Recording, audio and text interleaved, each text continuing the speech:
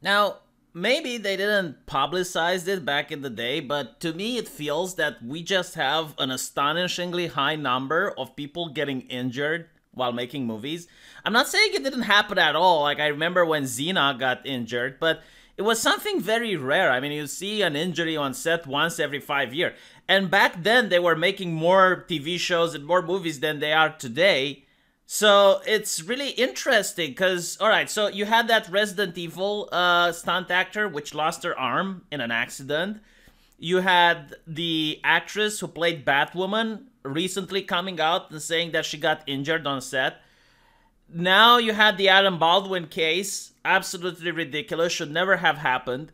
Now you have like the Black Panther 2 actress who also got injured. And, you know, you gotta wonder, like, why is this the case? Why are so many injuries happening? Because when you listen to what the actors are saying, all of them point out that, no, like, this could have been avoidable. Like, there's no reason why this would have happened.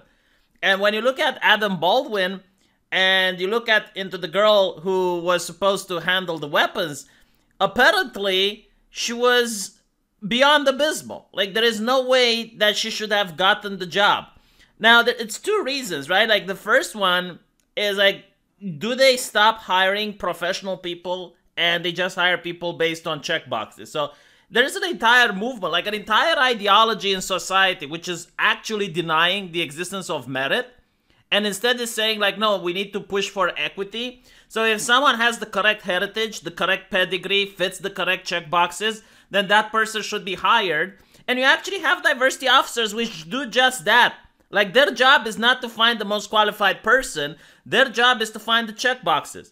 So that is one thing to take into account. But the second thing, you have people from the studio saying, okay, the reason they hired that incompetent person was because a younger individual asks for less money.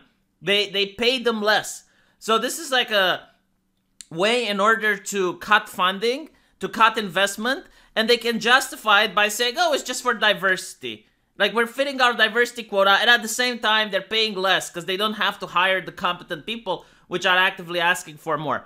Now, of course, I don't have any evidence for this, but, you know, it's the type of thing, like, I saw this movie before, this kind of makes sense. I mean, if you're going to replace society, which used to function on merit, like, you have to prove that you deserve the job, into a society that functions on equity, which is like you have the correct pedigree to get the job. Yeah, I mean, unavoidable, you're going to see accidents.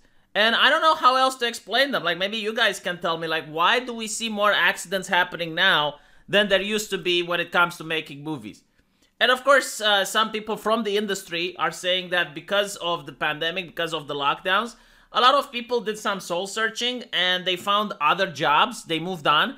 So now they're hiring young, inexperienced people that ends up with more and more accidents on the set. So we got that, right? And this is going to push Black Panther back several months, probably.